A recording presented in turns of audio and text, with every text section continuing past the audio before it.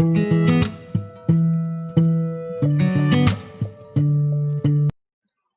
morning everyone. In today's topic I would like to discuss you regarding the disease condition which is called as plague from the community health nursing.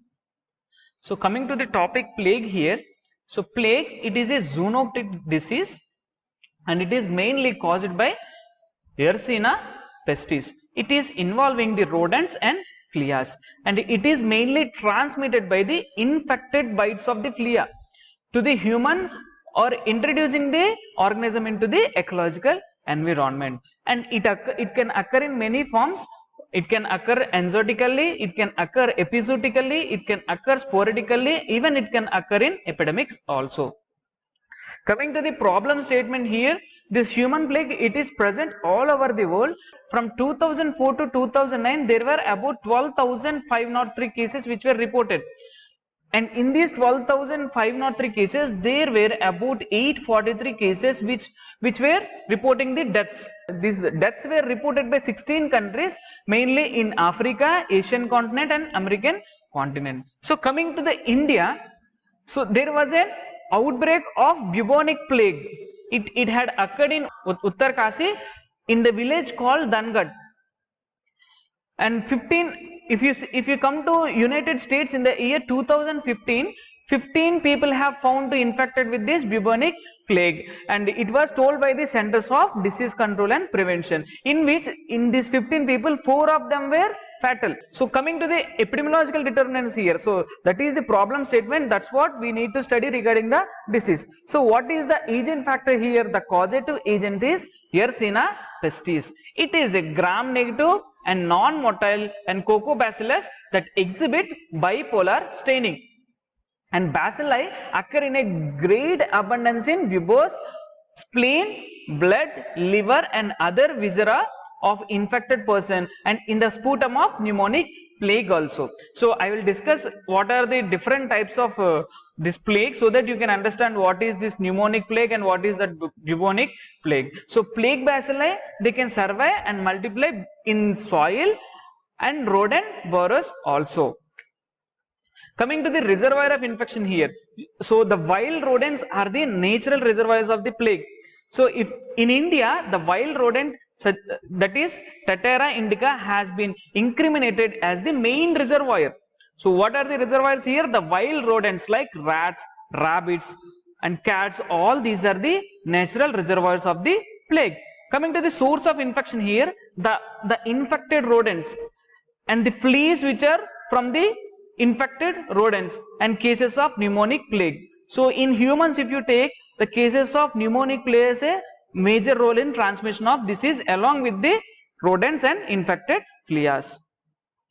Coming to the host factors here, so all age and both sexes are susceptible. All the age group, it can be child or it can be an adult or it can be a geriatric patient. So anybody, any group is susceptible here, and both male and female are well affected here. Coming to the human activities, the persons, since it is a rodent disease, the persons who are mainly going for hunting, grazing, cultivation and harvestation and construction activities offer opportunities for phleum and contact. So the persons, mainly those who are going for hunting, so these people, the persons who are hunting and grazing and cultivating, these people mainly deal in the fields where the rodents generally exist. If any of the rodents are infected with the fleas, means with the virus, then there are more chances of getting transmission from the animals to the adults or animals to the humans. Next one is movement of the people. The more the movement of people, the more the chances for the transmission of disease. The next one is immunity. So man has no natural immunity here, and immunity after recovery is very relative.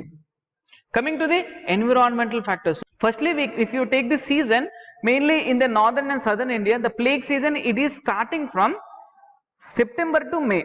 So while the weather is becoming hot, the disease will tend to die. If you come to South India, again, if you come to South India, there is no definite season for the plague, and disease was found active all year round. And coming to the temperature and humidity here, temperature of 20 to 25 degrees and relatively humidity of 60% and above are favorable. So whenever the temperature is about 20 to 25 degrees Celsius and if the humidity is about 60% or above, for the disease transmission it is very favorable condition. Next one is rainfall. Heavy rainfall tends to flood the rat burrows, which is responsible for keeping certain states like West Bengal free from the disease plague, and in urban and rural areas and human dwellings the disease we can observe. Coming to the vectors of the plague, you can call firstly we will study regarding the rat flea, which is called as Xenopsilla chiopsis. So it is the most common rat flea vector, and both sexes bite and transmit the disease. So you can see it in the picture here. This is the X chiopsis, which is also called as Xenopsilla chiopsis. It is an rat flea. It is mainly present on the rats, and it is the most common vector, and it is both male as well as female can affect and cause the disease. Coming to the blocked flea. So this flea, it can ingest up to 0.5 cubic millimeter of blood. It contains as many as 5,000 plague bacilli. The bacilli multiply in the gut of rat flea and may block the proventriculus so that no food can pass through. Such flea is called as blocked flea. Coming to the human plague. So most frequently it is contracted from a bite of infected flea and direct contact with the tissues of infected animal and droplet infection from the cases of pneumonic plague. So mainly in humans we identify three types of plagues. As I said in the earlier, we have bubonic plague, we have septicemic plague, and we have pneumonic plague. Coming to the bubonic plague, so how it is being transmitted? Mainly the rats are getting infected here by the bacteria of plague. So whenever these rats are getting infected, flea are the parasites which live on the rats. So this flea will go and suck the blood of the rat here. So whenever this flea is sucking the blood of rat here, ultimately the organisms, the plague bacteria is entering into the flea abdomen. In the abdomen of flea, the bacteria will multiply. So whenever this infected flea is coming and biting the man again here, it is resulting in the infection of the humans. So this is the transmission of bubonic plague. So if coming to the bubonic plague, it is the most common type, and it is infected the rat flea usually bite on the lower extremities. So usually the bacteria is the fleas are biting us on the lower extremities. So bacilli proliferate in the regional lymph glands, and we can observe the typical features such as you can see here they proliferate mainly in the regional lymph glands. So wherever the flea is coming and biting, wherever there is regional lymph glands are available, there the bacteria, the bacilli will go and proliferate, and it causes these signs and symptoms. So you can see here the bubonic plague.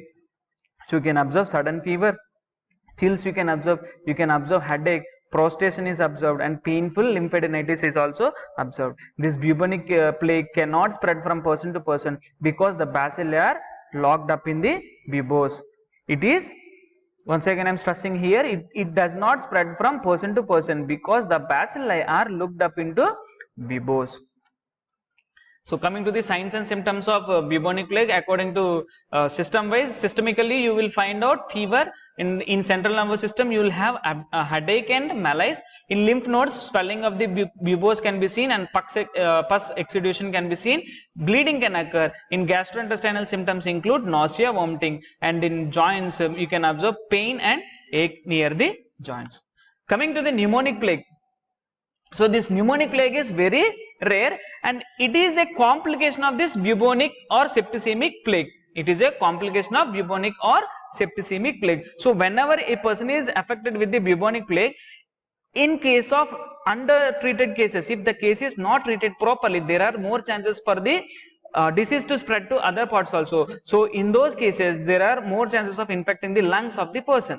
So you can observe the respiratory symptoms here. Fever will be there, headache will be there, cough will be there. You can observe even blood vomitings, nothing but hemoptysis. Dyspnea you can observe, chest pain you can observe, and muscle weakness also you can observe. This is about the pneumonic plague. So coming to the pneumonic plague here, what is the common common point between this bubonic and pneumonic plague I will explain you clearly here. So if you see here the cycle, it can occur from the wild as well as it can occur from the domestic. So the infective flea which is infected by the domestic rodents also can directly transmit the disease to man, and the infective flea which is infected with the wild rodent also can directly cause infection to man. Even the wild rodent which is infected with this plague virus, it is also capable of transmitting the disease to the man. So if this bubonic plague is left untreated, if you are not treating the bubonic plague in a correct manner, it will progress into a situation which is called as secondary plague pneumonia. In this secondary plague pneumonia, if you see here, this infective flea will generally bite the lower extremities, and the bacilli, the plague bacilli which had entered into the person, it will go and settle in the lymph nodes wherever the adjacent lymph nodes are present. So whenever it is not treated in a proper way, ultimately the disease will progress into the lungs. So whenever the lungs are becoming affected here, the bacilli, the plague bacilli, they can enter into the lungs, into the nasopharynx, and even they can spread out through the sputum, they can spread out to the aerosols also. So the secondary progress of bubonic plague is called as plague pneumonia. Whenever a person is entering into the condition called plague pneumonia, then he is capable of, he is capable of directly transmitting the disease to one person to another person. Understood? So the aerosols which are coming out from the infected person, he is capable of infecting the other people, which is also known as pneumonic plague endemic. So if you see here in the bubonic disease, this bubonic plague cannot spread from person to person, because at this time it was pertained only to the lymph nodes. But coming to the pneumonic plague here, it is directly entering into the lungs and it is infecting the aerosols, it is infecting the sputum. So this person is capable of transmitting the disease from one person to another person. So directly, if a person is infected with the wild rodent or domestic rodent, he will enter into the bubonic plague. From bubonic plague, if he is left untreated, it will progress into pneumonic plague. But if a person is directly entering into the pneumonic plague situation, it can cause lot of epidemics. So this is the common point between the bubonic and pneumonic plague. Coming to the septicemic plague, so primarily septicemic plague is very rare and it is occurring mainly in accidental lab infections. So you can see how a septicemic plague can represent here. Mainly it is in the extremities, it is occurring in the hands, upper extremities and lower extremities. So this is one more cycle here, enzootic cycle, which occurs in the domestic area, and epizootic mainly occur in the wild rodents. So you can see here these wolves and cats are becoming as incidental host. They cannot transmit the disease to other species. Only the disease can transmit from wild rodents to the men and domestic rodents to men, or contact with or from flea to men and from flea to man. This is another cycle. Coming to the incubation period here, the bubonic plague incubation period is about 2 to 7 days, and septicemic plague is about 2 to 7 days, and pneumonic plague is about 1 to 3 days, because it is directly affecting the lungs of the person and it is coming from nasopharyngeal secretion, nasopharyngeal secretions. Coming to the prevention and control, mainly we have to go for control of cases. In control of cases, you have to do early diagnosis. First thing you can do is early diagnosis. So during epidemic situations, the diagnosis they can be made on clinical grounds, and in other situations such as where there is rat falls, means the number of rats are decreasing, you can get it as a warning sign for the outbreak of plague, and plague suspected humans and rodents must be examined bacteriologically to confirm the presence of plague here. Next one is notification. So case notification is required by international health regulations, and what you have to do, once you found out a plague case, you have to keep them in isolated. You have to keep those persons isolated. Next one is treatment. Here the main drug of choice is streptomycin. It is given 30 mg per kg body weight. It is given intramuscularly in 2 divided doses, that is for 7 to 10 days. And tetracycline is given orally at the dose of 30 to 40 mg per kg body weight in an alternative drug, and sometimes given in combination with streptomycin. And gentamicin, it is given, it is also given, it is given 2 mg per kg body weight as a loading dose. Initially we will give 2 mg per kg body weight, then we will bring it down to 1.7 per kg body weight per every 8 hours. Means we are giving it 3 times daily. TID dose we are giving it. If it comes to sulfonamides, the sulfonamides can be used when there is no other drug available. So this is regarding the treatment of the disease plague. Next one is disinfection. You have to disinfect the areas so that these areas are free from the plague disease. Other one is control of flea. So most effective method is to break the chain of transmission and destruction of rat fleas by insecticides. So you have to go for DDT 10% or BHC 10%. And in the areas of resistance to one or both of the malathion, 5% is used. Control of rodents here. You have to continuously destroy the rodents so that we are preventing the plague disease. Next one is vaccination.